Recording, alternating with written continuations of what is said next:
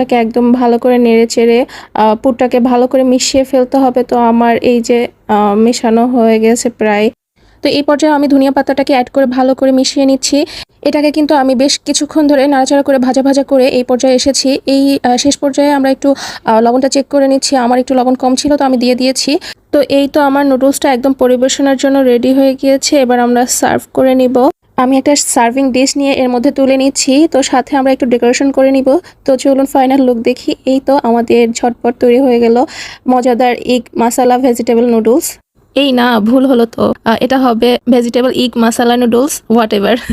সে যেই লাউ সেই কদুই তো। দেখুন মাশাল্লাহ আমার বাবাটা কত মজা করে খাচ্ছে। আলহামদুলিল্লাহ, ও নুডলস খুবই পছন্দ করে। আপনারা বাসায় এভাবে ট্রাই করে দিতে পারেন। আশা করছি সবাই অনেক পছন্দ করবে। তো ভালো লাগলে আমার ভিডিওটি একটা লাইক কমেন্ট শেয়ার করে দিবেন। আজকের মতো এই পর্যন্তই। ভালো থাকবেন। আল্লাহ হাফেজ।